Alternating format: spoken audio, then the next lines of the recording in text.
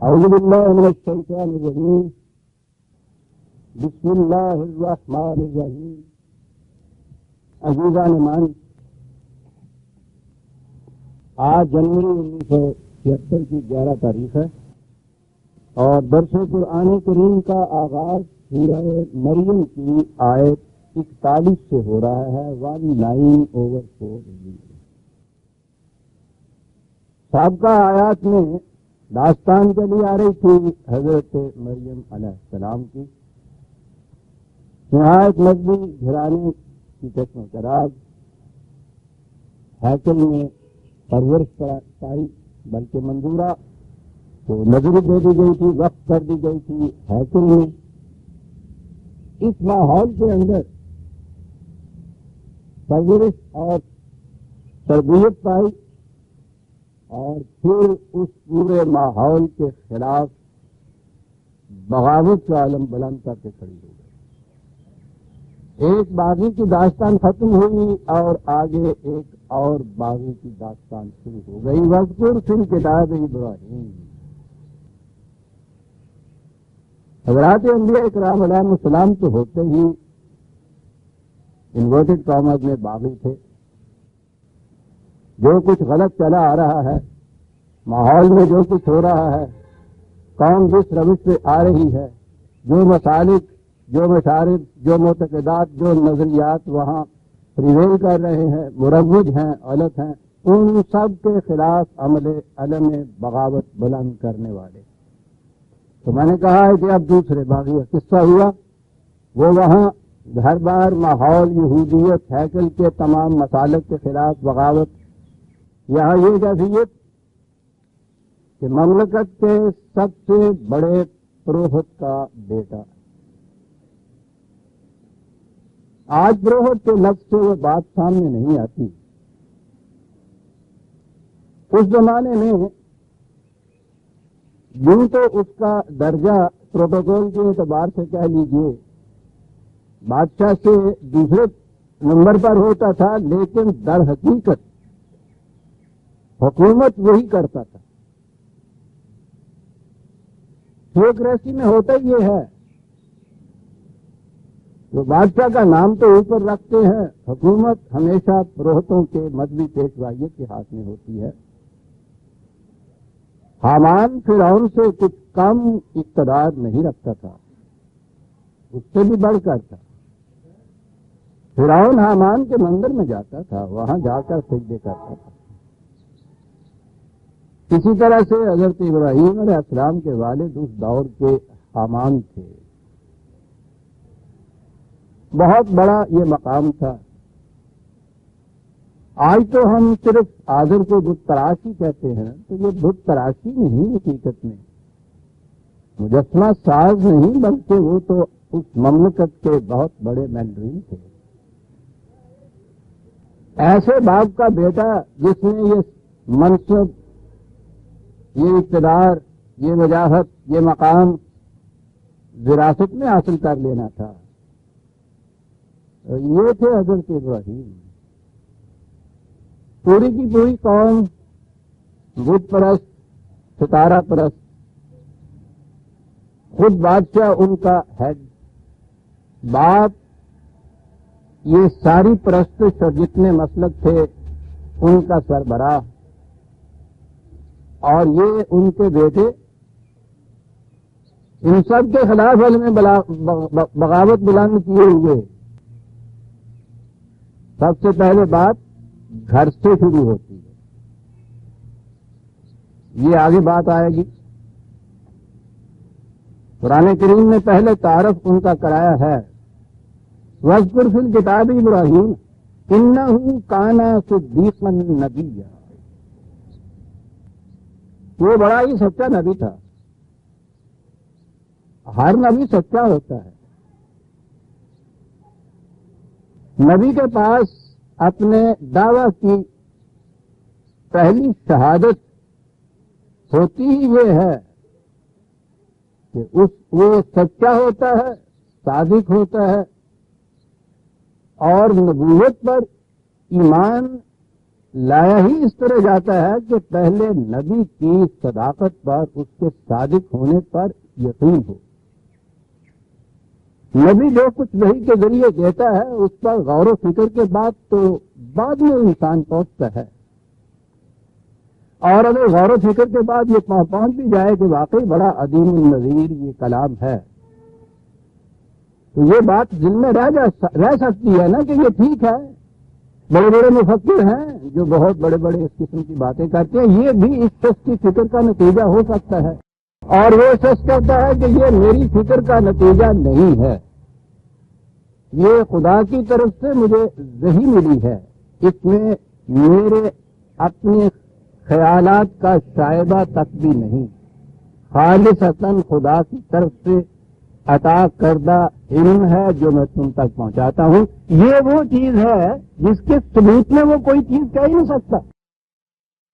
وہ جو کچھ ہم سنتے ہیں وہ تو نطق نبوی سے سن رہے ہیں، اور ساری دنیا کا مسلمہ یہی ہے کہ اس کی اپنی فکر ہے جس سے انسان وہ بولتا ہے. یہ ایک خاص استثناء ہوتی ہے جسے وہی کہا جاتا ہے کہ اس میں یہ بات پیش کرنے والے کی اپنی فکر کا، اپنے خیالات کا کوئی شائبہ تک نہیں ہوتا. لیکن پھر بات وہی آ گئی کہ سننے والا جو ہے، جس کے سامنے یہ پیش کی جا رہی ہے بات، اس کے لیے اس کی دلیل و ثبوت کیا ہے؟ جو بات کہی بے مثال صحیح، بے نظیر صحیح، لیکن اس کا کیا ثبوت ہے کہ یہ بات اس کی اپنے فکر کی پیدا کردہ نہیں ہے، خدا کی طرف سے عطا کردہ وحی ہے. اس کے لیے کوئی محسوس دلیل ثبوت نہیں ہوتا نبی کے پاس. کون سی چیز ہوتی ہے جس کی جناب پر وہ، جس بھروسے پر، جس اعتماد پر وہ یہ چیز پیش کرتا ہے؟ اور وہ یہ چیز ہوتی ہے کہ جب حضور نبی اکرم صلی اللہ علیہ وسلم نے پہلی وحی وہ چھوٹی سی پہاڑی پہ کھڑے ہو کے آواز دی مکے والوں کو، آواز وہ دی جو اس زمانے کے رواج کے مطابق جب کہیں سے کوئی خطرہ ہوتا تھا کسی دشمن کی چڑھائی کا، تباہی کا، بربادی کا، تو جیسے یہ آج کل طوفان اور سیلاب کے سگنل دیے جاتے ہیں، ان کے ہاں بھی یہ انداز اور رواج تھا کہ ایسے وقت میں کوئی شخص قابل اعتماد جو ہو وہ کسی اونچے مقام پہ کھڑے ہو کے اور وہاں سے پھر وہ کپڑا ہلائے اور آواز دے اپنی قوم کو کہ آؤ ایک بہت بڑا خطرہ امد رہا ہے. یہ آواز دی حضور نے، اور یہ قوم، یہ قریش مکے سے بھاگے ہوئے ادھر آگے اس پہاڑی کے نیچے کہ کچھ بہت بڑا خطرہ آ رہا ہے. آپ نے فرمایا کہ اگر میں آپ لوگوں سے یہ کہوں کہ اس پہاڑی کے پیچھے ایک بہت بڑا دشمن ہے جو تم پر حملہ کرنے والا ہے اور تباہ کر کے رکھ دے گا تمہیں، تم میری بات کو مان لو گے؟ انہوں نے بیک زبان کہا کہ مان لیں. کہا کیوں مان لو گے؟ کہا اس لیے کہ تم نے کبھی جھوٹ بولا ہی نہیں ہے. فرمایا کہ اس اعتراف کو یاد رکھنا جو میں بات کہنے والا ہوں کہ میں نے کبھی جھوٹ نہیں بولا. ٹھیک ہے نا؟ بالکل ٹھیک ہے. اور کہا کہ اس کے بعد صورت یہ ہے کہ جس روش زندگی پہ تم چلے جا رہے ہو وہ تمہیں تباہ و برباد کر دے گی. اسے چھوڑ دو بچ جاؤ گے، نہیں چھوڑو تو تباہ ہو جاؤ گے. اسے وہ کیسے مان گے؟ یہ تو ضرورت نہیں ہوئی کہنے کی کہ نہیں تم جھوٹ کہتے ہو، کیونکہ کہہ چکے تھے کہ تم نے کبھی جھوٹ بولا ہی نہیں، تم تو سچے تھے. ہوا یہ کہہ کہ استضاء کر کے چلے گئے کہ لوگ ہے یہ بات کہنے کے لیے ہمیں بلایا تھا، ہم سمجھے تھے پہاڑ کے پیچھے کوئی دشمن آ رہا ہے، اور چلے گئے. اسے چھوڑ دیجیے. بات وہ ہے جو کچھ میں کہہ رہا ہوں تم مانو گے کہ مانیں گے؟ کیوں مانو گے؟ اس لیے کہ تم نے کبھی جھوٹ نہیں بولا. اور نبی تو اپنے پہلے دعوے کی صداقت کی ثبوت میں بات ہی یہ کہتا ہے، ثبوت ہی یہ پیش کرتا ہے کہ وہ سچا ہوتا ہے. اس کی سچائی اس کی قوم میں، اس کے ماحول کے اندر مسلمان کے طور پہ مانی جاتی ہے. اور یہی وہ چیز ہے، سچائی صرف نہیں بلکہ زندگی کا ہر گوشہ. جب حضور سے یہ چیز پھر انہوں نے بار بار یہ کہی کہ اس کے لیے کوئی ثبوت پیش کیجئے کہ آپ واقعی خدا کے نبی ہیں، خدا کی طرف سے آپ کو یہ وحی ملتی ہے. اور ثبوت کے لیے جیسا کہ پہلے روش چلی آ رہی تھی، وہ سمجھتے تھے کہ نبی کوئی معجزہ دکھاتا ہے، وہ معجزہ اس کے دعوی نبوت کا ثبوت بنتا ہے. قرآن کریم میں بار بار ہے کہ وہ بھی اسی قسم کا معجزہ طلب کرتے تھے. تو آپ نے فرمایا انہیں، قرآن میں ہے یہ کہ آؤ میں تمہیں اپنا معجزہ بتاؤں کون سا ہے. یقیناً وہ اکٹھے ہوئے کہ آج معجزہ دیکھیں گے. کہا کہ معجزہ میرا یہ ہے کہ فقط لبثت فیکم عمرا من قبلہ افلا تعقلون، میں نے اس دعوے سے پہلے اپنی ساری عمر تمہارے اندر بسر کی ہے. کہو کہ ایسی زندگی ایک سچے کی ہوتی ہے یا جھوٹے کی ہوتی ہے؟ اور اس کے سامنے ان کے سر جھک گئے. معجزہ اسی کو کہتے ہیں جو مقتدی کے مقابل کو عاجز کر دے، اس کے خلاف ایک لفظ نہیں کہہ سکے، کسی مقام پہ ہی نہیں. ہرقل کے دربار میں ابو سفیان گیا تھا مدد مانگنے کے لیے ان کے ہی خلاف،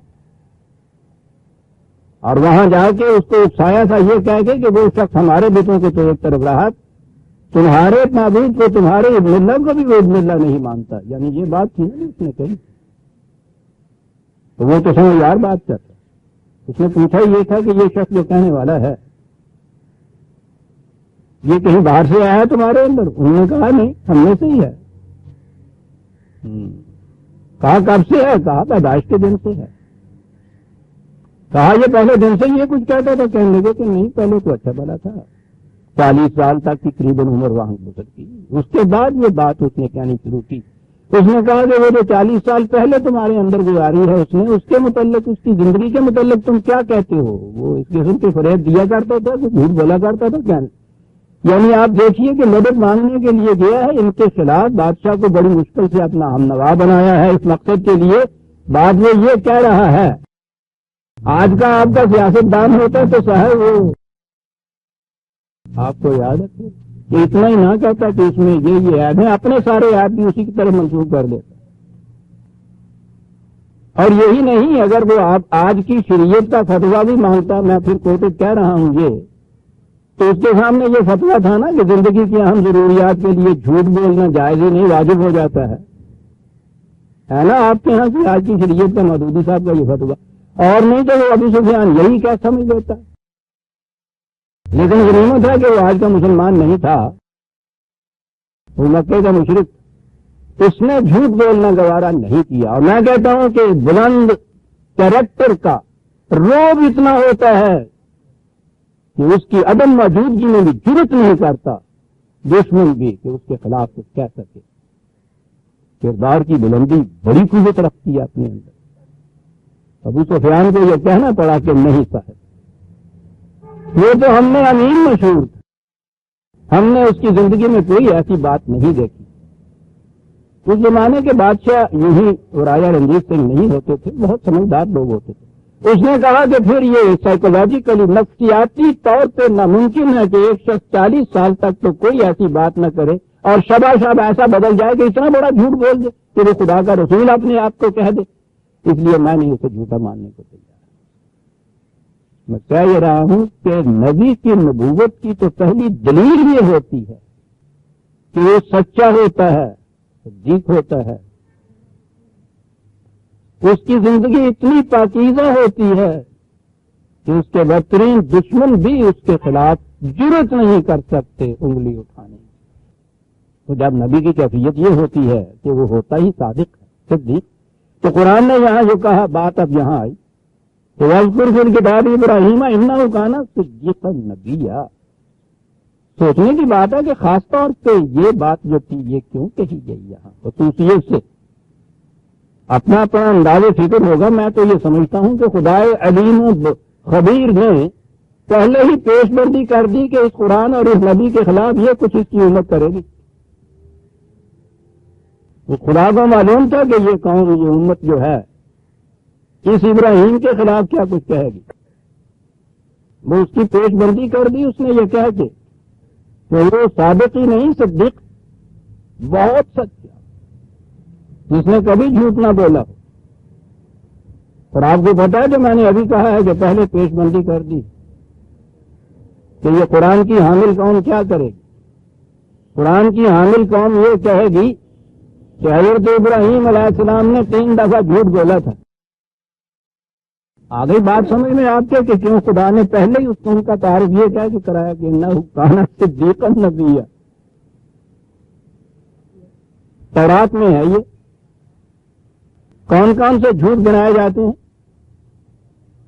وہ قوم بت پرستی، ستارہ پرستی، وہ یہ بت پرستی جسے کہتے ہیں نا، وہ ستاروں کے ہی بت معبود کی شکل میں بنا کے مندروں میں رکھ لیے جاتے ہیں، تو وہ ستارہ پرست قوم تھی۔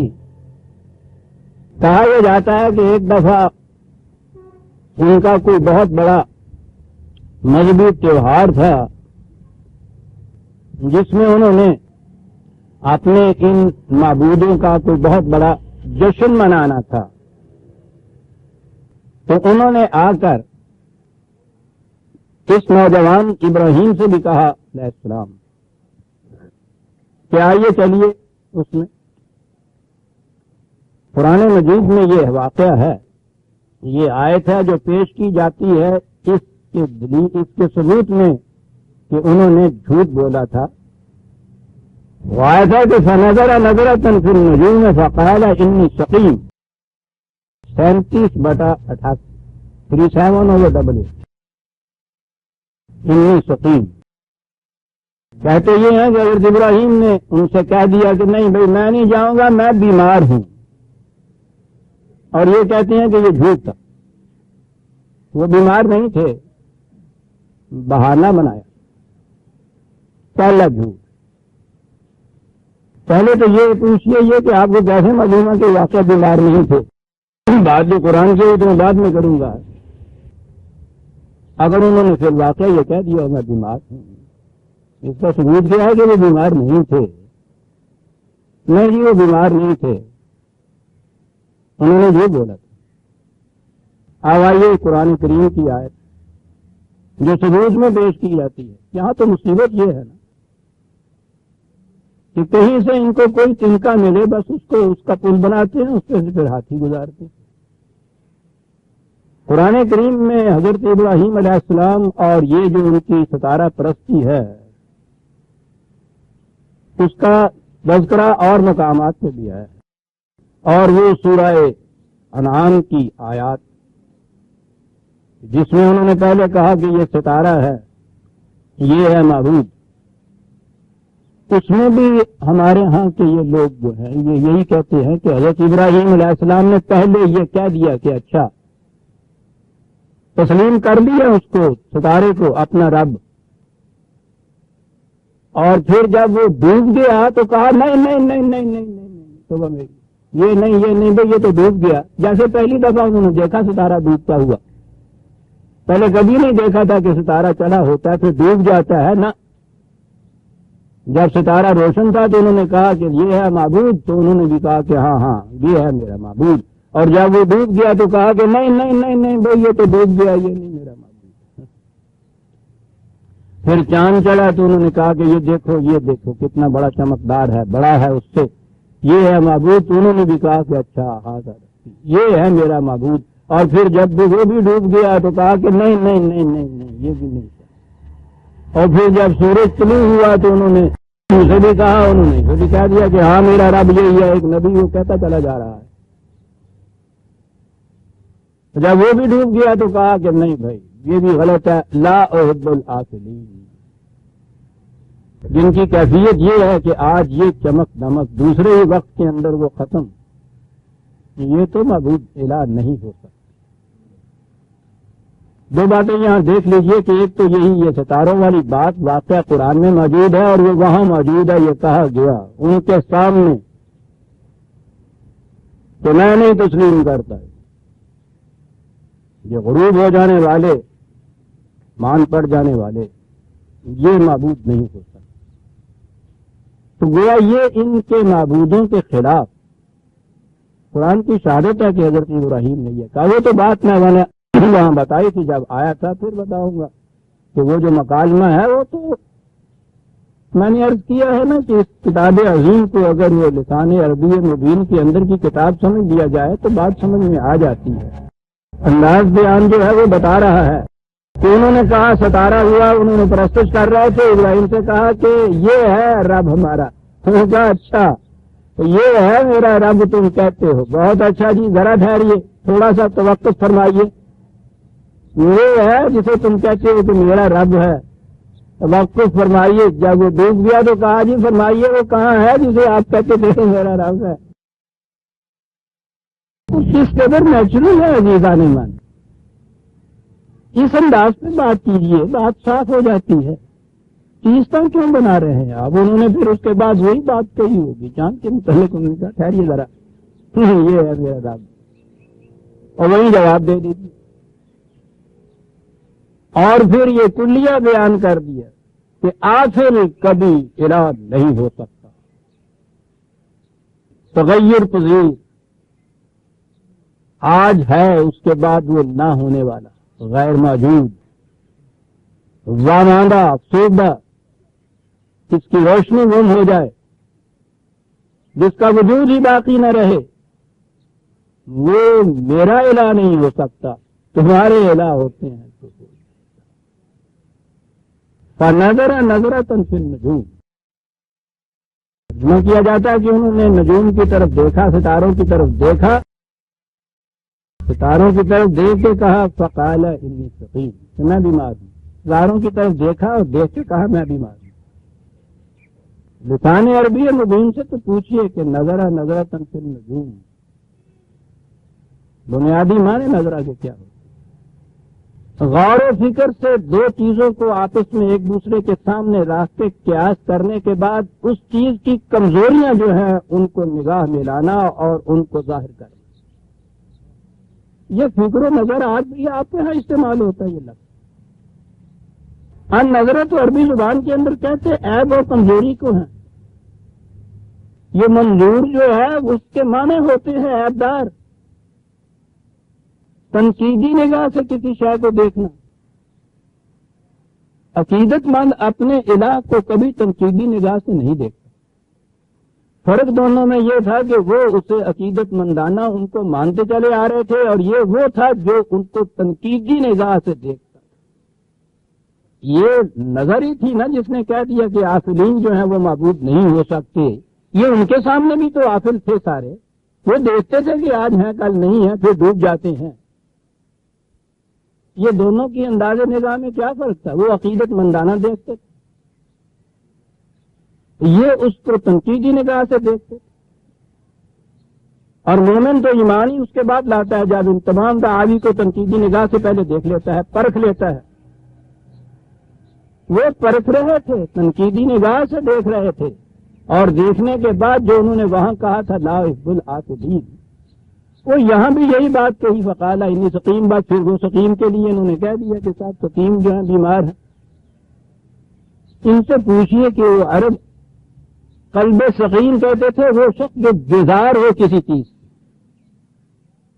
یہ اگر تم نے بیماری کا لفظ لینا ہے تو انگریزی زبان میں عام سیکھ کا فٹ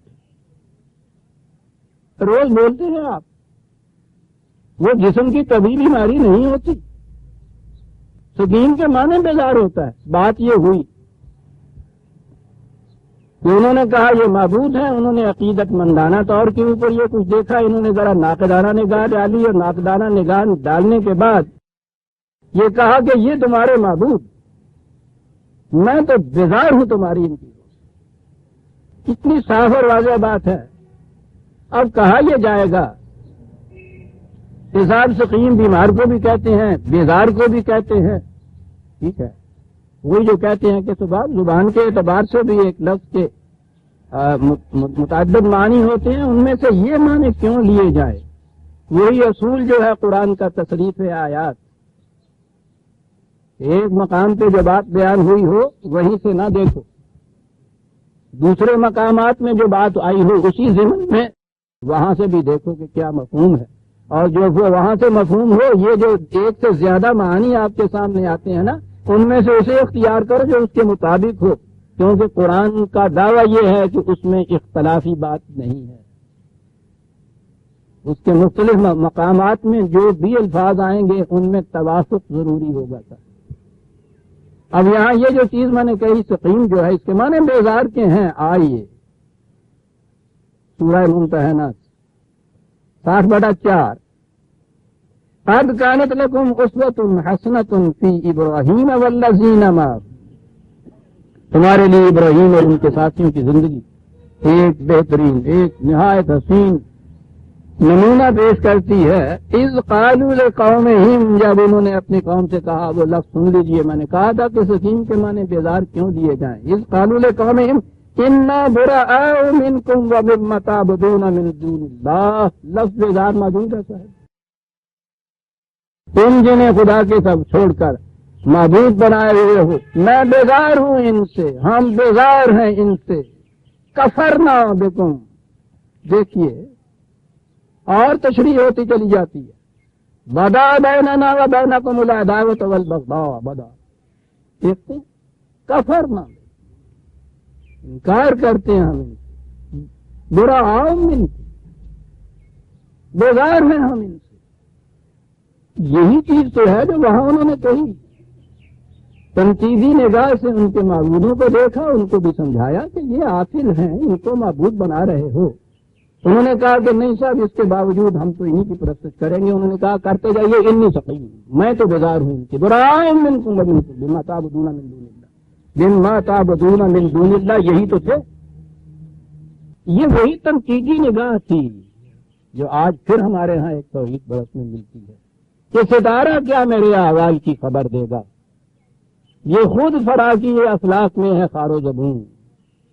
یہی کہا نا انہوں نے، ستاروں کو معبود بنا لے. تیرے مقام کو انجم شناس کیا جانے کہ خاک زندہ ہے تو، تابع ستارہ نہیں. انی سقیم، سمجھتے جا رہے ہیں نا. یہ الگ بات ہے کہ اب میرے سامنے ایک شاعر بھی بیٹھے، معاف کریں کہ ہم نے یہ سب کچھ ستاروں کے متعلق تو یہ کہہ دیا اسوہ ابراہیمی میں، لیکن گردش افلاک ہمارے یہاں شاعری کا جز نہیں ہوئی، چلی آ رہی ہے سب ابھی تک. نو آسماں بگردش ما درم آنا ایم، بھلا گردش فلک کی چین دیتی ہے کسے. گردش افلاک میں ہر چیز ان کی چلتی ہے، شاعری میں تو چلتی ہے، لیکن بہرحال شاعری تو کوئی سند نہیں ہوتی.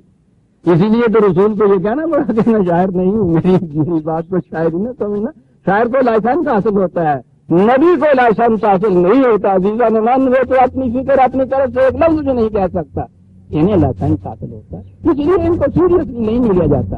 شاعری لطائف ہوتی ہے، رسول حقائق بیان کرتا ہے، لیکن یہ لائسنس ان کا جو ہے یہ چھرے مارتے ہیں، ہوتا بڑا برا ہے. پتہ نہیں کہاں کہاں جا لگتا ہے. تباہ کر دیا شاعری کی اس لائسنس نے اس قوم کو. بہرحال انہی کے اندر سے تو یہ توحید پرست بھی آ جاتا ہے. کب تک رہے معقومی انجم میں میری خواب، یا میں نہیں یا گردش افلاک نہیں ہے. یہ بھی شاعر تھا، بخشوا گیا ان سب کو یہ شخص جو ہے. یہ نہ کہنا جی کہ آج شاعر جانتا جنت چاہیے، ابھی بھی شاعر ہونے آگے. دیکھیے ٹکے ٹکے سارے توڑ جانے نہیں اندر، پتا نہیں انہیں لگنے لگ گیا دھکا دے دینے. اسی لیے وہ بھی بار بار بار بار کہتا ہے مجھے شاعر نہ. وہ تو ایک بڑی بڑی گالی دے کے یہ کہتا ہے کہ بارما تم ہوتے شیرو تو سن بس. بہرحال بات یہ ہو رہی تھی کہ انی سقیم جو ہے اس کے معنی کیا ہے. حدیثہ نے من یہ معنی ہے انی براؤں میں انتم مما تعبدون من دون لا احب الافلین نظرۃ فی النجوم. عقیدت مندانہ نہیں دیکھا. اتنے بڑے بڑے پروہت کا بیٹا، بادشاہ کا سب سے بڑا منتری، اس کا بیٹا ہے، اور ان معبودوں کو تنقیدی نگاہ سے دیکھتا ہے، اور دیکھنے کے بعد اس نتیجے پہ پہنچتا ہے کہ نہیں، لا احب الافلین، یعنی سقیم، میں بیزار ہوں. ایک جھوٹ تو یہ ہو گیا معاذ اللہ. دوسرے جھوٹ کے لیے وہ جو واقعہ ہے، انہوں نے وہاں بت کدے میں جا کر وہ بتوں کو توڑ دیا. وہ جو سب سے بڑا ان کا بت تھا اس کو رہنے دیا. وہ آئے دوڑتے ہوئے، انہوں نے کہا کہ کس نے یہ کیا ہوگا. تو خود قرآن شہادت دیتا ہے کہ وہ کہتے کہ ایک نوجوان یہاں وہ پھرا کرتا ہے، وہ ان کو گالیاں دیا کرتا ہے. میں یہ لفظ اپنی طرف سے کہتا ہوں، یا اس قوم کی طرف سے گالی تو یہ دیتے نہیں تھے. وہ ان کی تنقید کیا کرتا ہے، وہ ان کے خلاف ان کی مخالفت کیا کرتا ہے. یہ وہ ہوگا، بلاؤ ٹھیک ہے. اب یہاں پھر وہی شیر مرا بمدرسہ کے برد. انہوں نے یہ کہا کہ کیا تم نے یہ کہا کیا ہے؟ قال بل فعلوا هذا. انداز دیکھیے، منوانا ہے انہوں نے، انہی کی زبان سے قائل کرانا ہے کہ یہ ہیں کہ مٹی کے مادو جن کو تم خدا بنائے بیٹھے ہو. کیفیت تمہاری یہ ہے کہ اپنے مستقبل کی تقدیریں اور غیب کے احوال و مقامات اور خبریں پوچھنے کے لیے تم ان کے پاس آتے ہو. اسی لیے معبود بنایا ہوا ہے نا کہ ماضی اور حال ہی نہیں، مستقبل کا بھی علم رکھتے ہیں. یہ ٹھیک ہے، اگر یہ علم رکھتے ہیں تو چلیے، باقی تو ٹوٹ گئے صحیح، یہ تو سالم بیٹھا ہوا ہے. فصل پوچھیے صاحب، اس کے سامنے سب کچھ ہوا ہے. اتنا مؤثر طریق ہے عزیزان من بات منوانے کا. اس مکان پہ کھڑا ہے شیخ ابراہیم جسے کہتے جھوٹ بولا تھا اس نے. میں کیا عرض کروں عزیزان من، خدا کی کتاب واقعی کچھ بلند سا فہم مانگتی. کتنا مؤثر انداز. پوچھو بھائی، یہ تمہارے علام الغیوب، یہ تمہارے مستقبل کی باتیں بتانے والے تمہیں سامنے اس کے یہ ہوا ہے. پوچھو، اگر یہ بول سکتے ہیں تو پوچھو. آپ کو معلوم ہے کہ وہیں کیا بات ہو گئی. ہم کہتا ہے کہ وہ بے حد نادم ہوئے اور کہا کہ ابراہیم کیوں شرمندہ کرتے ہو ہمیں یہ سوال پوچھ کے؟ لقد علمت ما ہؤلاء ينطقون، یہ تو تم بھی جانتے ہو کہ یہ نہیں بول سکتے. کیا پھیڑے منہ تو اڈا، کیا انداز ہے عزیزان مان، کیا انداز ہے ان نبیوں کی دعوت پیش کرنے. ادعو الی اللہ علی بصیرۃ انا ومن اتبعنی. جو دعوت دیتے ہیں خدا کی طرف علی وجہ بصیرت دعوت دیتے ہیں، یہی نہیں منوا لیتے. یہ ہے طریقہ بات کرنے. اپنی طرف سے مخالفت میں ایک لفظ نہیں کہا کہ ان کے جذبات پہلے ہی مستعد ہوئے ہیں. بتوں کے ٹکڑے اپنے معبودوں کو اس طرح سے دیکھے ہوئے پوچھو نہیں. ہجوم کا اشتعال کہاں پہنچا ہوا ہوگا. ایک لفظ مخالفت کا نہیں کہا، کچھ نہیں کہا. انہی کی زبان سے کلوا رہے ہیں کہ بھائی بات ایسی کیوں مشتعل ہوتی ہو، غصے میں کیوں آتے ہو. وہ سیدھی سی بات ہے. ٹھیک ہے، کوئی اور نہیں رہا بتانے والا، یہ تو بیٹھا ہوا ہے بتانے والا، جس سے آگے تم اپنے مقدرات اور مستقبل کے حوالوں کا واقع معلوم کیا کرتی ہو. دعویٰ تمہارا یہ ہے کہ غیب و شہود کے عالم میں یہ جاننے والے، تو مجھ سے کیوں پوچھتے ہو؟ بڑی سیدھی سی بات ہے، اس سے پوچھ لو، میں بھی کھڑا ہوں. میرا نام لے لے گا تو چلو جناب جو سزا چور کی بنے پوچھ تو. کیا بات ہے نبی کی دعوت پیش کرنے کی. یہ انداز عزیزان من کہیں قائم رکھتے ہم لوگ، یہ کبھی جھگڑے نہ اٹھتے اس قسم کے. جو کل ہی ایک مسجد کی تولیت پہ ایک ادھر سے مر گیا، ایک ادھر سے ہلاک ہوا، روز سر پٹبل ہوتے. انداز بھی ہم نے خصیمانہ اختیار کر رکھا. ہاں ہاں ہاں ہاں ذرا پوچھو نا جی. وہ یعنی اس کے بعد دیکھیے نا، جس مقام پہ یہ پہنچانا چاہتے تھے ان کی زبان سے کہلوایا کہ ابراہیم جانتا ہے، جانتے بوجھتے شرمندہ کرتا ہے نا. قد علمت ما ہؤلاء ينطقون، تو خود جانتا ہے کہ یہ نہیں بولتے. معلوم ہے آگے سے جواب کیا، اف لکم ولما تعبدون. میں نے جو پنجابی جو کیا سی نا ویڈیو میں تو ترجمہ ہے وہی ہو سکتا ہے گا، بلکہ اردو بھی ہوتا ہے لاکھ لعنت جیسے. ہاں یعنی کس طرح ان کی زبان سے یہ پہنچا رہے ہیں اس بات کو. یہ پہلے اگر یہ کہہ دیتے کہ بڑے میں تو تھی کی کرنا آئے ہو تو اسے گل پڑ لیں گے. نہ جی، نہایت خاموشی. عذاب علیم قرآن کہتا ہے. بڑی بردباری ہوتی ہے ایسے مقام پہ، کوئی بات نہیں، اسی میں ہوتی ہے یہ سہار اور بردباری. جو جانتا ہے کہ میں صداقت کے اوپر ہوں، جھوٹا بردبار نہیں ہوتا. یہ جو آپ کے روز فرقوں میں آپس میں ایک دوسرے کی صرف ٹبل ہوتی ہے نا، سہار اور برداشت نہیں ہوتی. اس لیے کہ اپنے دعوے کی دلیل جو ان کے پاس اور ثبوت نہیں ہوتا، جھگڑا ہی ہوتا ہے. جس کے پاس محکم دلیل ہوتی ہے اس کے پاس بڑی برداشت اور سہار ہوتی ہے. وہ جانتا ہے کہ آخر الامر بہرحال میں نے ہی جیتنا ہے. اس طرح سے وہاں پہنچا کے اور ان کو یہ کہا اف لکم ولما تعبدون. وہ جو اگلی بات ہے کہ پھر اس کے باوجود انہوں نے کہا کہ نہیں بھائی یوں نہیں یہ بات، پکڑو اس کو، ڈراؤ اسے. وہ تو اپنی وہ جو پیشوائیت تھی اس کو برقرار رکھنے کے لیے تھا، شکست تو وہاں کھائی ہوئی تھی. یہ سارا کٹرا ختم ہو جاتا اگر یہ کہتے کہ وہاں یہ اس نے کہا ہمارے پاس کوئی جواب نہیں تھا.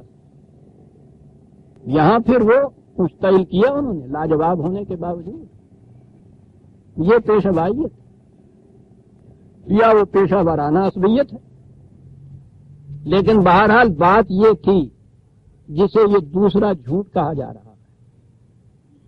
تیسری بات وہ کہی جا رہی ہے جس کے متعلق قرآن سے اتنا بھی نہیں مل سکا ان کو، ان کے بھی نہیں ملے کہ اس پہ ہاتھی گزارتے. وہ خالصی تورات کی بات ہے کہ حضرت ابراہیم علیہ السلام اپنی زوجہ محترمہ کے ساتھ کہیں جا رہے تھے، راستے میں وہ کہتے ہیں مصر کا ملک تھا، بادشاہ بڑا مستبد تھا.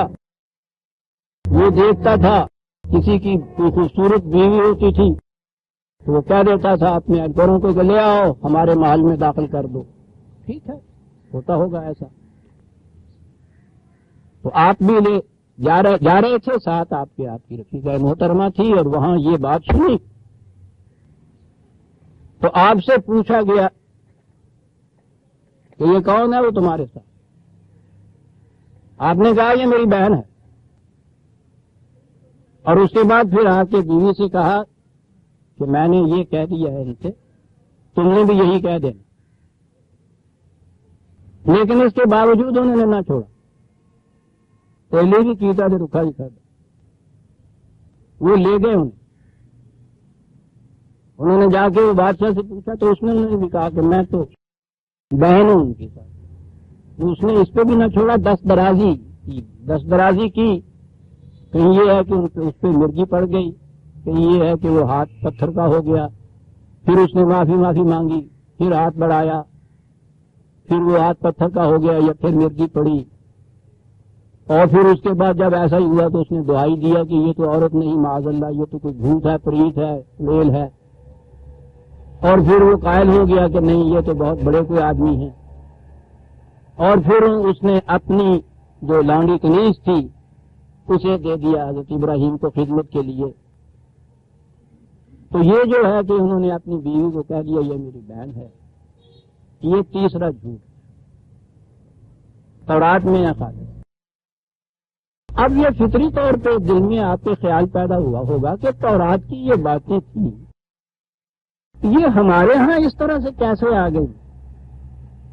وہ ایسے ہی آ گئی جیسے کہ میں کہتا ہوں کہ ان لوگوں کے اوپر جو اعتراض پڑتا تھا ان یہودیوں وغیرہ کے اوپر ان چیزوں کا کہ تمہارے ہاں یہ ہے انبیاء کرام کی کیفیت، یہ ان کا نقشہ پیش کرتی ہے تمہاری کتاب، ہے محرف یا نہیں، یہ ہے تمہارا دین، تم اس کو ابھی تک یہ مانتے ہو کہ سچی کتاب ہے، انبیاء کا یہ کردار ہے جو تم پیش کرتے ہی. انہوں نے نہایت آسانی سے یہ ساری چیزیں جو تھیں آپ کے ہاں کی کتب روایات کے اندر داخل کر دی. اب یہ جتنا قصہ میں نے بیان کیا ہے ساری کا سارا بخاری شریف میں ہے سارا. اور جب وہاں یہ بات آئی، وہاں سے آئی آپ کی سب سے پہلی تفسیر میں امام طبری کی تفسیر، اور وہاں سے جو آگے چلی تو آپ کی تفسیریں ساری جو آگے ہیں وہ تو طریق غزلیں ہیں نا، انہی کے مصرے پہ چلتی ہیں، دو غزلیں سے غزلیں. ہر تفسیر میں یہ سب کچھ اسی طرح سے لکھا گیا تھا. بات پھر یہاں ذہن میں یہ آئے گی کہ صاحب امام بخاری بہرحال کتنے بڑے عالم کیوں نہ ہوں، کتنا ہی ان کا مقام کیا ہو، ایک انسان تھے، انہوں نے کچھ یہ روایات جمع کی ہیں، اتنا ہی ہے نا ان کا. اور پھر یہ بھی چیز وہ دیکھتے ہیں کہ وہ 6 لاکھ میں سے 5 لاکھ اور 94,000 یا 93,000 انہوں نے خود مسترد کر دی تھی روایات، اس میں سے اتنی سی باقی رکھ لی. تو اگر یہ ہو کہ بھئی وہ ایک انسان تھے، انہوں نے جو کچھ ان کو ملا اس میں سے بہرحال کسی معیار کے مطابق ان کو مسترد کیا، باقی رکھ لی. اگر اس قسم کی کوئی اور اس میں رہ گئی ہے، یا ہو سکتا ہے کہ انہوں نے یہ رکھا ہی نہ ہو، بعد میں یاد کر دی ہو، اس زمانے میں چھاپے خانہ تو ہوتا ہی نہیں تھا، یہ سن کے کتابیں لوگ مرتب کیا کرتے تھے یا نقل کیا کرتے تھے. چلیے کوئی الاؤنس دے دیجئے، کچھ بھی ہو، اگر اس میں اس قسم کی ایک چیز ایسی رہ گئی ہے جو صدیق النبیہ کے خلاف جاتی ہے تو کہہ دیجئے کہ یہ صحیح نہیں ہے امام بخاری کی بات، وہاں صحیح نہیں ہے۔ تفسیر والے مفسر بھی تو بہرحال انسان تھے، انہوں نے بھی یہ چیز لے لی ہے، چھوڑیے، آپ کو پتا وہاں پہنچ کے کیا بات ہوتی ہے۔ اور یہ ہے وہ مقام عزیزان ایمان، وہ نازک ترین مقام جو ان تمام چیزوں کو اسی طرح سے رکھے ہوئے چلا آ رہا ہے اور ان کو ٹچ نہیں کرنے دیتا، اس لیے کہ وہاں اس سے پہلے یہ کہا جاتا ہے قال رسول اللہ صلی اللہ علیہ وسلم، حضور نبی اکرم صلی اللہ علیہ وسلم نے یہ فرمایا۔ اب جب یہ کہا جائے کسی سے، کسی مسلمان سے، تو رسول اللہ صلی اللہ علیہ وسلم کا یہ ارشاد ہے، کون سا مسلمان ہے جو اس کے بعد یہ جرت کر جائے یہ کہنے کی کہ نہیں صاحب یہ غلط ہے؟ اگر یہ ہو تو رسول اللہ نے فرمایا۔ یہ ہے وہ سب سے بڑی ٹیکنیک جس کی بنا پہ ان چیزوں کو ٹچ نہیں آپ کر سکتے۔ اب بات سمجھ میں آپ کے آ گئی نا کہ ایک اتنے عظیم العظیم نبی خاتم النبیین کہ جس کے بعد کسی نے پھر خدا کی بات نہیں کہی، ایک خدا کا العظم پیغمبر ابراہیم علیہ السلام، یہ دونوں وہ ہیں جن کے متعلق قرآن نے کہا ہے کہ ان کی زندگی تمہارے لیے اسوہ حسنہ ہے۔ قرآن نے دو ہی اسوہ حسنہ پیش کیے ہیں، حضرت ابراہیم علیہ السلام کی زندگی اور حضور نبی اکرم صلی اللہ علیہ وسلم کی زندگی۔ ان دو کے متعلق یہ اب چیز آ گئی کہ ایک تو 3 دفعہ جھوٹ بولتا ہے معاذ اللہ، اور دوسرا العظم پیغمبر اس کی تائید کر رہا ہے، خود بیان کرتا ہے نا کہ ابراہیم نے جھوٹ بولے۔ قرآن کہہ رہا ہے انہ کان صدیقا نبیہ، کہتا رہے۔ سوچیے عزیزان من بات کہاں تک پہنچتی ہے، اور جو یہ کہہ دے کہ صاحب یہ جو ہے حدیث، یہ روایت، یہ رسول اللہ صلی اللہ علیہ وسلم کی نہیں ہو سکتی، یہ نہیں وہ کہتا کہ رسول اللہ کی ہے میں نہیں مانتا، کون کم بخت مسلمان یہ کیا ہے، مسلمان ہی نہیں رہ سکتا اس کے بعد عزیزان ایمان۔ مسلمان ہونے کی تو شرط ہی ہے کہ رسالت پہ ایمان لایا جائے، اور اگر کوئی شخص یہ کہہ دے کہ صاحب میں رسول اللہ کی یہ بات نہیں مانتا صلی اللہ علیہ وسلم، تو مسلمان کیا دے رہا؟ وہ کہتا یہ ہے کہ یہ رسول اللہ صلی اللہ علیہ وسلم کی ہو نہیں سکتی، بس یہ کہا منکر حدیث، منکر شان رسالت، یہ منکر شان رسالت جو یہ کہتا ہے کہ حضور یہ نہیں کہہ سکتے تھے کہ ابراہیم نے جھوٹ بولا تھا علیہ السلام، یہ منکر شان رسالت، یہ معترض شان رسالت جو کہیں کہ ایک نبی نے جھوٹ بولا دوسرے نبی نے تائید کی اس کی، لگا دیجیے بس منکر حدیث۔ آگے بات آ گئی صاحب، یہ عقیدہ ہے ہمارے ہاں کے اہل حدیث حضرات کا کہ بخاری اور مسلم کی کسی ایک حدیث سے انکار انسان کو دائرہ اسلام سے خارج کر دیتا ہے، ہو گیا دائرہ اسلام سے بھی خارج۔ اس حدیث سے بھی انکار، یہ تو بخاری کی اس کی حدیث ہے نا جی۔ اب آگے آئی صاحب تعویل کی بات، کہا یہ گیا ہے کہ صاحب نہیں، یہ چونکہ دین کی خاطر آپ نے ایسا کہا تھا اس لیے یہ قابل اعتراض نہیں، دین کی خاطر جھوٹ بولنا قابل اعتراض نہیں، اس میں کوئی ایسی بات نہیں۔ اجر گناہ بدتر از گناہ، گویا آپ سچ کو پیش کرتے ہیں جھوٹ کے سہاروں سے، کتنے وقت تک وہ سہارا قائم رہ سکے گا جی؟ اور جب نیچے سے یہ جھوٹ کا سہارا نکلے گا تو سچ کی عبارت اوپر سے دھڑام سے نیچے گر جائے گی یا نہیں؟ کہ جی نہیں، یہ کیونکہ دین کی خاطر جھوٹ بولے گئے تھے اس لیے قابل اعتراض نہیں ہے۔ بہت اچھا جی۔ اور وہی اسی جگہ دوسرے مقام پہ اسی بخاری شریف میں یہ بھی روایت کہ قیامت میں یہ گناہ گار شفاعت کے لیے مختلف انبیاء کرام کے پاس جائیں کہ آپ چل کے خدا کے حضور ہماری سفارش کیجیے۔ ایک اور سن لیجیے روایت، اور یہ ہر نبی یہ کہے گا کہ نہ ساتھ مجھ سے فلاں معصیت ہو گئی، مجھ سے فلاں گناہ ہو گیا، مجھ سے فلاں خلاف ورزی ہو گئی، میں تو شرمندہ ہوں، میں خدا کے سامنے کیسے جاؤں؟ معاذ اللہ معاذ اللہ۔ انبیاء کرام کے متعلق یہ بھی عقیدہ کہ وہ معصوم ہوتے ہیں۔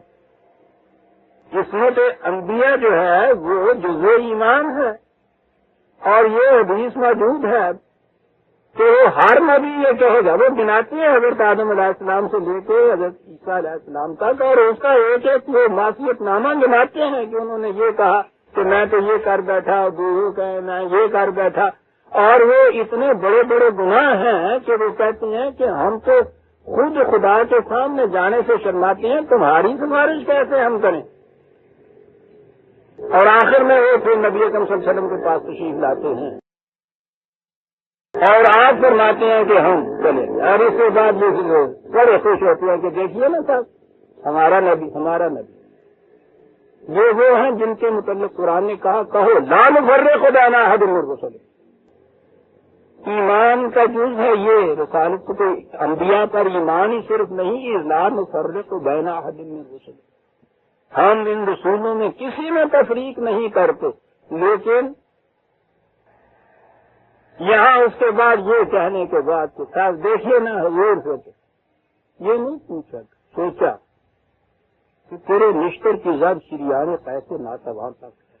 خدا کے رسول اور ان کی کیفیت یہ کہ ہر ایک اپنی اپنی معصیت جنا کے شرمسار بیٹھا ہے، خدا کے سامنے نہیں جا رہا۔ انہوں نے یہ ثابت کر دیا کہ ہمارے رسول یہ۔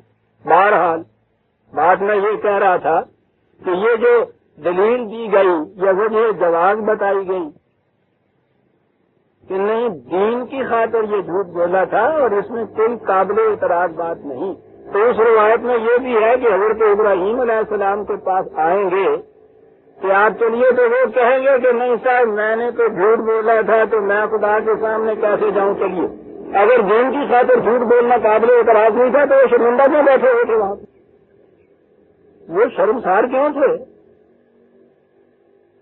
انہیں تو بھلے سے سامنے جانا چاہیے تھا کہ تیرے دین کی خاطر سچ تو رہے، میں تو جھوٹ بول کے بھی تیرا دین سچا ثابت کرتا رہا خود کا۔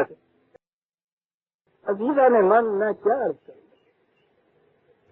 میری تو عمر گزر گئی ان چیزوں کے اندر، ایک ایک تیر میں نے سینے پہ تھا، لیکن عزیزہ نے من کچھ بھی کہہ لیجیے، قرآن کی عظمت، حضور رسالت مآب صلی اللہ علیہ وسلم کا ناموس مجھے تو نہیں اجازت دیتا کہ میں یہ چیزیں جو ہیں خدا اور خدا کے اس رسول کی طرف منسوخ کروں یا ان انبیاء میں سے کسی کی طرف بھی منسوخ کروں، جو جی میں آئے آپ کہہ لیجیے۔ ٹھیک ہے 4 دن کی بات ہے، عمر کا آخری حصہ نہ بھی ہو تو بہرحال ایک دن تو خدا کے سامنے جانا ہے۔ اب اگلی بات یہ آئی آپ کے ذمہ کہ یہ سب کچھ یہ لوگ بھی تو سوچتے ہوں گے بالآخر، پھر یہ سارا کچھ جو ہے یہ کیوں رکھا ہوا ہے، کیوں اس پہ اقرار کیا جاتا ہے کہ ہاں صاحب جھوٹ بولا؟ وہ بات یہ اس لیے رکھا جاتا ہے، حقائق کدو نہ یار دل نواز کو نام بہی بہانہ مگر عمر خود دراز کو نام۔ آج جو یہ کہا جاتا ہے زندگی کی اہم ضروریات کے لیے جھوٹ بولنا جائز ہی نہیں واجب ہو جاتا ہے، یہ ہے فتویٰ مودودی صاحب، اور یہ انہیں کا نہیں ہے، یہ بڑی پرانی بات چلی آ رہی ہے ہمارے ہاں، انہوں نے تو آج اپنی سیاست کے لیے دہرایا ہے اسے۔ پوچھا جائے اگر کہ صاحب یہ بات اتنی بڑی جو آپ کہتے ہیں کہ دین کی خاطر یا زندگی کی اہم ضروریات کی خاطر جھوٹ بولنا واجب ہو جاتا ہے، اس کی دلیل کہا دلیل یہ کہ حضرت ابراہیم علیہ السلام نے 3 دفعہ جھوٹ بولا۔ چال اپنے اس جھوٹ کی خاطر کہ اس کے لیے کوئی دلیل مل جائے، کچھ نہ سوچا کہ کہاں جا کے بات پڑ رہی ہے، انہیں اس سے کیا کرو؟ تو خدا کہتا ہے صدیق النبیہ معاذ اللہ، یہ بھی غلط۔ اس نبی کے متعلق خدا شہادتیں صدیق ہونے کی دے رہا ہے جو جھوٹ بولتا خدا پہ، وہ اتنا اولو العزم نبی جس کی زندگی کو اس میں حسنہ قرآن قرار دیتا ہے، صدیق کہتا ہے اس کے متعلق کہ اس نے جھوٹ بولا، اور حضور نبی اکرم صلی اللہ علیہ وسلم وہ تائید کرنے ہیں کہ انہوں نے یہ جھوٹ بولا، آپ نے بھی یہ تردید نہیں کی ہے معاذ اللہ یہ کہنے کی کہ ابراہیم نے اگر بولا تھا تو غلط تھا، نہ یہ کہا کہ نہیں بولا تھا، نہ یہ کہا کہ غلط ہے، وہاں تک ہوا۔ اب اس کے بعد ان کے اس کہنے میں کہ جھوٹ بولنا واجب ہو جاتا ہے، کوئی چیز مجھے اعتراض نہ رہی۔ اب آپ نے سمجھ لیا کہ یہ جو اتنا اس قدر اصرار کیا جاتا ہے ان روایات کے سچا ماننے کے لیے، وہ کیوں اصرار کیا جاتا ہے؟ عزیزان من، اگر ان روایات کی آج بھی اس طرح سے اثر نو فرق ہو جائے کہ قرآن کریم کو معیار قرار دے دیا جائے، ان میں سے جو بھی اس کے خلاف جاتی ہے اس کے متعلق یہ کہہ دیا جائے کہ یہ حضور کا ارشاد نہیں ہو سکتا، تو آج بھی آپ دیکھیں کہ یہ آپ کا یہ اس قدر بگڑا ہوا مذہب پھر بھی سور کے اسلام کی شکل اختیار کر دے گا۔ پھر آپ کے دل میں خیال پیدا ہوگا کہ بات تو بڑی صاف سی ہے، یہ کیوں نہیں ایسا اختیار کرتے؟ وہ اس لیے نہیں اختیار کرتے کہ اپنا فرقہ باقی نہیں رہتا، اور روزگار کی شکل الگ فرقے کے اندر ہے۔ ہر فرقے کی بنیاد جو ہے وہ کسی نہ کسی روایت کے اوپر ہے، جسے وہ حدیث رسول اللہ کہتے ہیں۔ قرآن کریم پیش کیجئے تو دلیل یہ کہ قرآن کریم کی جو تفسیر رسول اللہ صلی اللہ علیہ وسلم نے فرمائی اس سے بہتر تفسیر ہو ہی نہیں سکتی، آخری تفسیر۔ اتنا سا فکرہ ایسا ہے جس سے کوئی انکار نہیں کر سکتا۔ بات تو اگلی ہے نا کہ حضور کی وہ تفسیر ہے کہاں، وہ یہ ہے تفسیر جو انہی کتابوں میں۔ تو قرآن تو یوں الگ رکھ دیا گیا کہ وہ تو سمجھا گیا، جتنا بھی تھا حضور نے سمجھا دیا اور وہ آ گیا حدیثوں کے اندر۔ اب ان کی بنا پر یہ سارے فرقے اپنی اپنی جگہ قائم ہیں۔ سیدھی سی بات ہے کہ یہ اسلام کے فرقے کہلاتے ہیں، مسلمانوں کے فرقے کہلاتے ہیں۔ فرقے کے الگ ہونے کی ان کے مسلک کی کوئی دلیل تو ان کے پاس ہونی چاہیے، کوئی سند تو ہونی چاہیے۔ دلیل اور سند ہر فرقے کے پاس روایات۔ اور اگر آج یہ معیار قائم کر دیا جائے کہ قرآن کے مطابق وہ ہو تو صحیح، تو قرآن کے مطابق پہلا معیار تو یہ ہو جائے گا نا جو قرآن نے کہا ہے کہ اگر یہ کتاب خدا کے سوا کسی اور کی طرف سے ہوتی لوجدوا فیہ اختلافا کثیرا، تو اس میں تمہیں بہت اختلاف ملتا۔ تو پہلا معیار یہ ہو جائے گا کہ ان روایات کے اندر اگر ایک دوسرے میں بھی اختلاف ہے تو وہ پھر قرآن کے مطابق نہیں ہو سکتی۔ ان مختلف بھی روایات کے اندر سے وہی صحیح ہو سکے گی جو قرآن کے مطابق ہے، اور وہ ایک ہی ہوگی۔ دو مختلف روایتیں یا حدیثیں تو قرآن کے مطابق نہیں ہو سکیں گی۔ بات سمجھ میں آئے آپ کی؟ تو لکھ گیا نا وہ اختلاف جو روایات کی بنیادوں کے اوپر قائم ہے، یہ کیسے آ رہے ہیں اس کے اوپر؟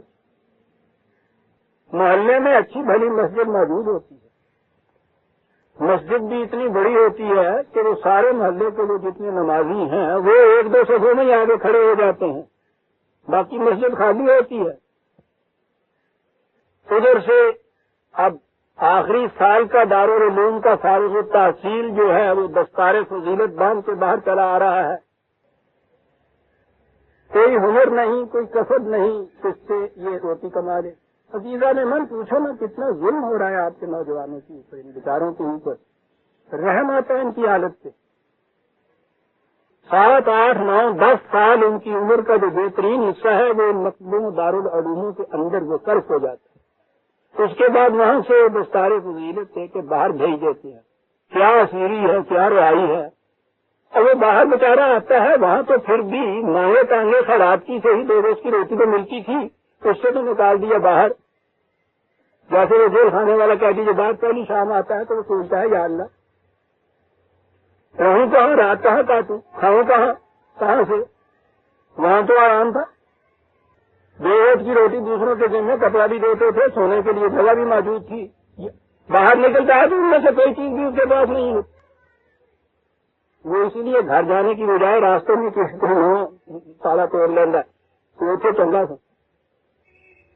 یہ اس طرح سے عمر کا بہترین حصہ وہاں فرض کرنے کے بعد باہر نکلتا ہے بیچارہ یہ فارغ التحصیل، تو سمجھ میں نہیں آتی کیا کرے۔ ہر مسجد کے اندر تو امام بیٹھا ہے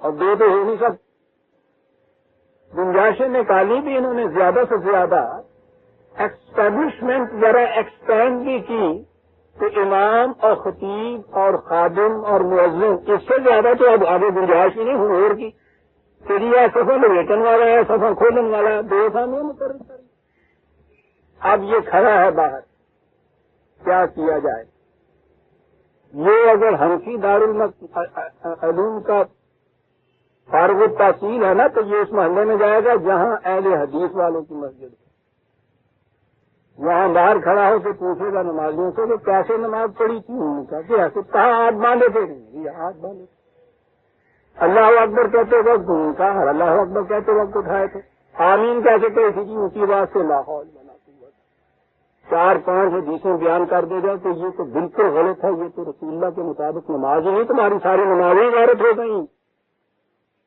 اور نماز اولی پرسش نماز گئی تمہاری ساری نمازیں نہیں ہو سکتی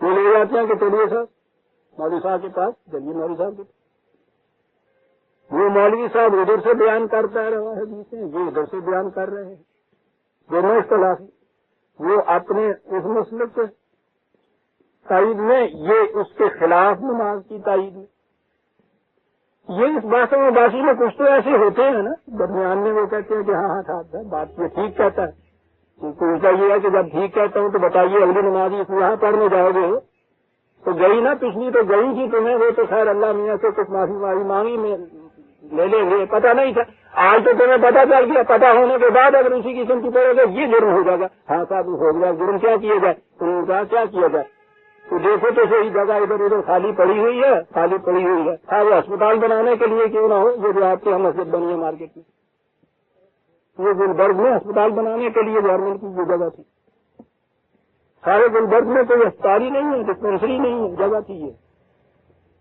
پورے وہاں بنی ہے نا گلبرگ فری میں وہ بہت بڑی وہ کمیونٹی سینٹر کے لیے گورنمنٹ نے جگہ دی خالی ہونی چاہیے پھر کیا ہوتا ہے اس کے بعد دو لیٹے تین اینٹیں ایک ساتھ اللہ اکبر یہاں حنفیوں کے مطابق نماز ہوگی گنجائش نکلے اس کے لیے ایک نئی امامت اور اگر دونوں روایات یا دونوں قسم کی احادیث کے اندر توافق ہو جائے یعنی اختلاف نہ رہے تو دو امام تو ہو نہیں سکتے اب اس کے بعد ہر نئی مسجد جو آپ بنائیں گے اس مسجد کی تعمیر کے لیے جو حصہ دے گا جنت میں موتیوں کا گھر اسے مل جائے گا اب یہاں بفضل ایز دی کوٹڈ بہت سے لگے پھرتے ہیں کہ یہاں تو انہوں نے بہت سے گھر بنا لیے کچھ کبھی کبھی یہ بھی ہوتا ہے کہ وہاں بھی ایک گھر ہونا چاہیے روپیہ خاص مغرب سے آیا ہوا ہو اس میں یہ جو ہے نا کہ یہ جو جہاں مسجد بنا دے گا وہاں گھر بنے گا اس میں یہ شرط نہیں ہے کہ روپیہ کس طرح سے آیا ہوا ہوگا تو وہ اس میں بھی انتظار میں ہوتے ہیں ہر نئی آواز کے اوپر وہ آ جاتا ہے مسجد بنتی ہے بڑے شان سے جائیداد کھڑی ہوتی ہیں بہرحال ایک مسجد نہیں بن گئی آپ نے دیکھا کہ کہاں سے بات چلی تھی وہی جو روایات کا اختلاف ہے اس کی بنیاد پہ یہ بنی ہے نا یہ جو تفریق ہے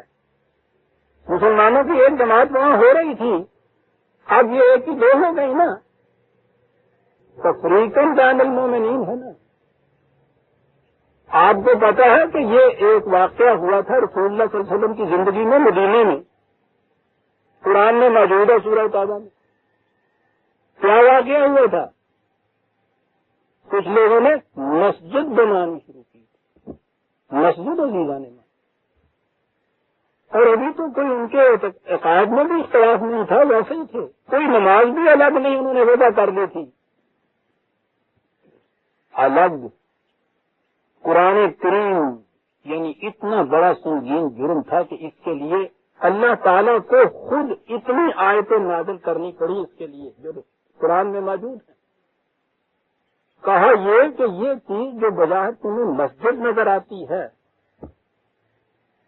ارشاد لمن حارب اللہ مسجد نہیں یہ کمین گاہ ہے جہاں چھپ کے بیٹھ کے وہ لوگ جو خدا اور رسول کے خلاف جنگ کرنا چاہتے تھے جہاں سے تیر اندازی کریں گے کوئی کہا کفر عزیزان ایمان مسلمان مسجد بنا رہے ہیں، اور میں پھر عرض کر دوں کہ ابھی کوئی بات ایسی نہیں جس میں یہ نظر آئے کہ کچھ مختلف عقیدے وغیرہ کر لیے تھے انہوں نے، نئی قسم کی نماز ایجاد کر لی تھی انہوں نے، بالکل نہیں۔ مسجد بنا رہے ہیں، کفر کہا قرآن نے، اس کو کیوں کفر کہا؟ الفاظ سنیے، اس لیے کہ تفریق بین المومنین، مسلمانوں میں تفرقہ پیدا کرنے کے لیے، یہ اتنا بڑا جرم ہے عزیزان ایمان۔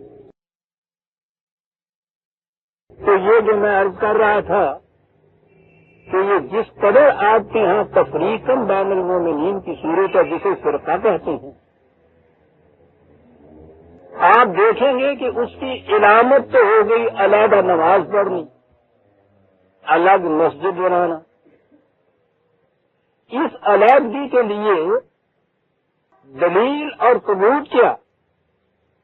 یہ کہ وہ نماز جو ہے وہ رسول اللہ صلی اللہ علیہ وسلم کے طریقے کے مطابق نہیں ہو رہی۔ کیسے پتہ چلا؟ یہ حدیثیں موجود ہیں جو یہ بتاتی ہیں کہ رسول اللہ اس طرح سے نہیں، اس طرح سے نماز پڑھتے تھے، اور ہر فرقہ اس قسم کی اپنے پاس روایات رکھتا ہے، حدیثیں رکھتا ہے۔ اب اگر ان سے یہ کہا جائے کہ یہ چیز جو ہے تفرقہ مٹانے کی شکل، تو میں نے کہا تھا کہ قوم مذہب پرست تب رہتی ہے جب تک اس میں دین نہیں آ سکتا۔ مذہب ان تفرقوں کی اجازت دیتا ہے۔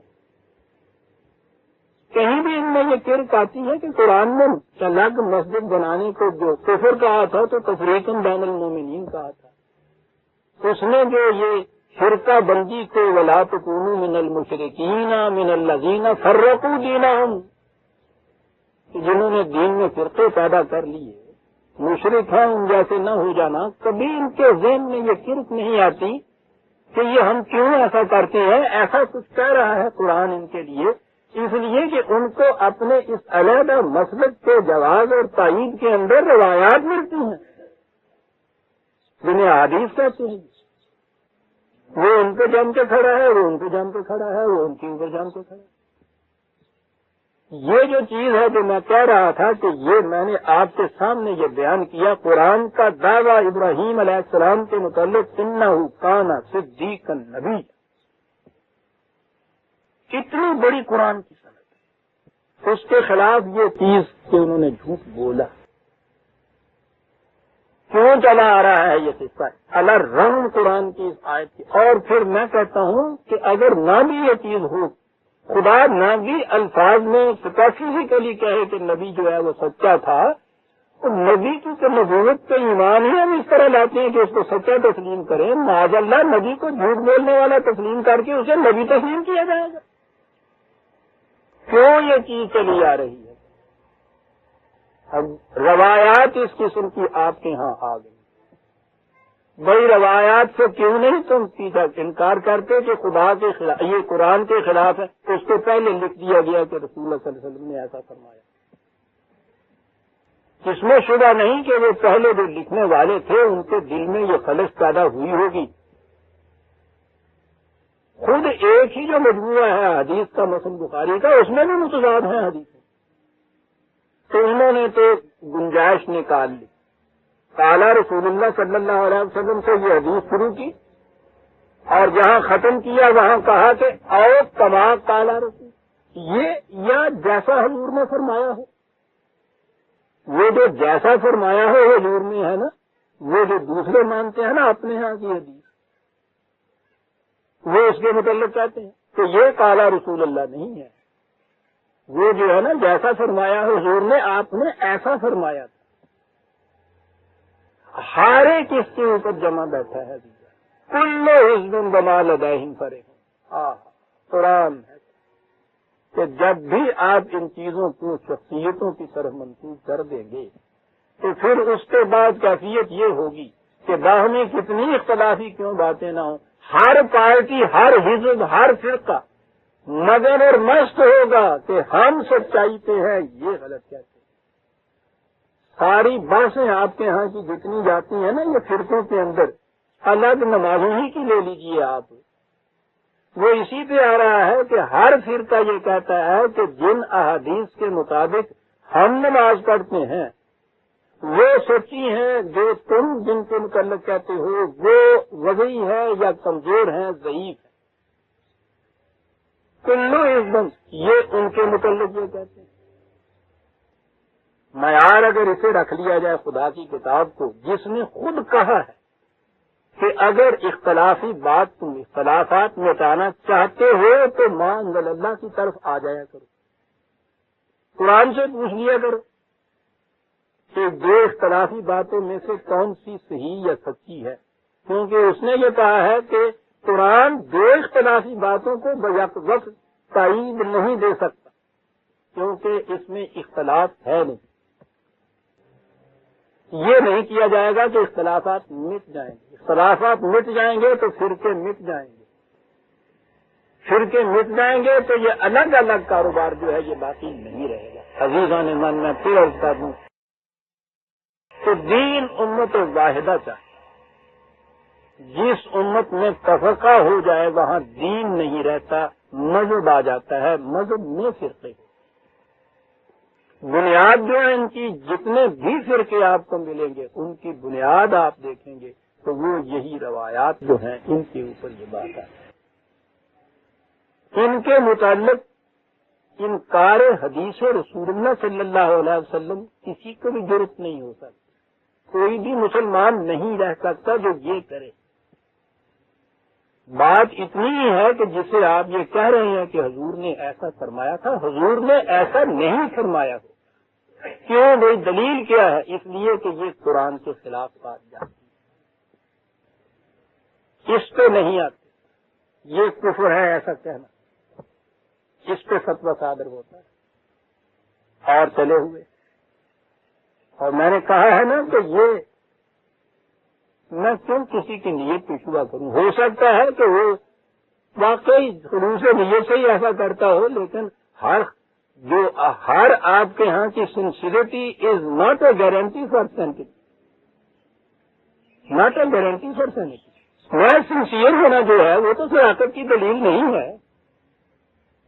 بت پرست ہندوؤں جیسا سنسیئر اپنی بت پرستی میں اور کون ہو سکتا ہے؟ جگن ناتھ جی کی رتھ کے نیچے اتنا رولر ہوتا ہے، وہ رتھ نہیں ہوتی، یہاں سے وہاں تک لیٹے ہوئے ہوتے ہیں جلوس کی طرح سے، پسلیوں کے اوپر سے وہ چلتی ہے، کڑے کڑے کرتی ہوں توبہ، تصور سے روح کانپ اٹھتی ہے، ہنستے ہوئے خوشی خوشی اس کے نیچے لیٹتے ہیں۔ اس سے میرا خلوص اور کہاں ہو سکتا ہے؟ اسے آپ صداقت کی دلیل مان لیں گے؟ خلوص تو صرف صداقت کی دلیل نہیں ہے، صداقت کی دلیل تو خدا کی سمجھ۔ تو میں یہ نہیں کہہ رہا کہ بد نیت کچھ بھی ہے، وہ نیت کچھ بھی ہے، اس سے نیت ہی نظر آ جاتی ہے جب اپنے جھوٹ کے لیے ان چیزوں کو سند بنا کے پیش کر دینا۔ لیکن کچھ بھی ہو عزیزان من، یہ جو آپ کے ہاں کا تفرقہ ہے اس کی بنیادیں جو ہیں وہ یہ ہیں جو روایت، اور اس میں آج میں نے آپ کے سامنے یہ چیز پیش کی کہ قرآن کریم نے وَاذْكُرْ فِي الْكِتَابِ ابراہیم کہنے کے بعد پہلے تعارف کرایا ابراہیم علیہ السلام کا کہ اِنَّهُ كَانَ صِدِّيقًا نبی، بڑا سچا نبی۔ اور جو میں نے کہا تھا نا کہ خدائے علیم و کبیر نے شاید اسی لیے کہ ہم نے بعد میں اس ابراہیم علیہ السلام کی طرف کیا کیا منسوخ کر دینا ہے، روایت تورات کا ہی خدا کو تو معلوم تھا، لیکن اس کے متعلق تو قرآن نے کہہ دیا کہ یہ محرف ہے، کتابیں تعریف ہو چکی ہوئی ہے، ان کو نہیں ماننا۔ تو قرآن تو محرف نہیں ہے نا، لیکن وہ قرآن ماننے والے جو ہیں انہوں نے بھی جو کچھ کرنا تھا یہ اس کی پیش بندی قرآن نے کر دی تھی، لیکن اس نے ہزار پیش بندی کی ہو، وہ یہ کہتے ہیں کہ اس کو تو تم پڑھ لو کیونکہ ایک ایک حرف سے 10 شاید نیکیوں کا ثواب ہوتا ہے، ثواب تو اس سے حاصل کر لو، اور فرقے بندی اپنی ان روایات کی روح سے جاری رکھو، جھوٹ بولو ان کی روح سے، ہر قسم کا خلاف دین خلاف قرآن کام کرو ان کی روح سے، انہیں رکھو اپنی جگہ پہ۔ ان میں سے بقول جو میں نے ابھی عرض کیا ہے، ایک کا انکار بھی دائرہ اسلام سے خارج، تو یہ جو چیز تھی یہ ہے جس کے لیے صدیق نبی ہے. اور میں نے عرض کیا تھا کہ پہلے ایک باغی کا قصہ چلا آ رہا تھا, کتنی ضرورت تھی, اور اس کے بعد یہ دوسرا باغی ہے, اس قال ابھی ہے یا ابت لما تعبد ما لا يسمع ولا يبصر ولا يغني عنك شيئا. گھر میں بیٹھا ہوا باپ کی حیثیت تو ایک طرف رہی, اتنی بڑی سلطنت کا سب سے بڑا پروہت جس کے ایک اشارے کے اوپر گاؤں کا گاؤں تباہ کر دیا جائے, اسے گھر میں بیٹھا ہوا بیٹا باپ سے کہہ رہا ہے. اور یہ بات آگے چل کے آئے گی. وہ جو ماں باپ کی اطاعت فرض ہے کہا جا رہا ہے, پوچھو تو جس کی زندگی کو آپ کے لیے اسوہ قرار دیا ہے اس کی کیفیت یہ ہے کہ گھر میں بیٹھا ہوا سب سے پہلے باپ سے کہہ رہا ہے کیا کر رہا ہے, مت ماری گئی تھی. اور یہاں سے بات شروع ہوئی, پھر آگے جا کے آتا ہے قوم پوری سے بربلا کر رہا ہے. عزیزان من کوئی چھوٹی بات نہیں, کم درجے کے انقلابی نہیں ہوتے تھے. کوئی اتنا بڑا انقلابی ہوتے تو بتائے, یعنی کسی 2 4 10 کے خلاف نہیں, پوری کی پوری قوم کے خلاف. اور اتنا ہی نہیں, اس زمانے کی شخصی حکومت کا مستبد شہنشاہ یا بادشاہ مغرور جیسا اس کے سامنے میں جا کے کھڑا ہو گیا, کہا جائے کیا تم پوچھتے ہو, تمہیں شرم نہیں آتی ہے.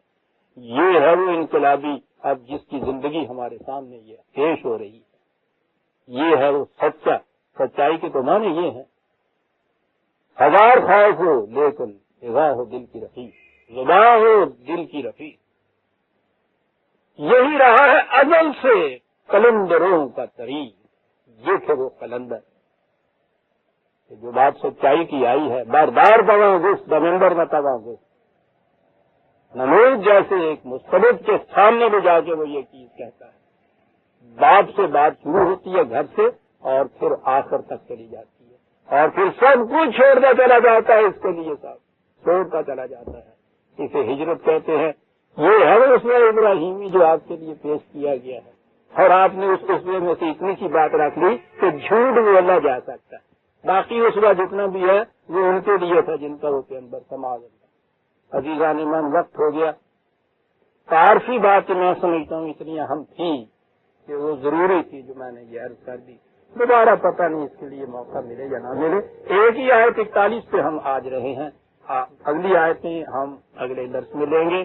ربنا تقبل منا انک انت السمیع العلیم. شکریہ.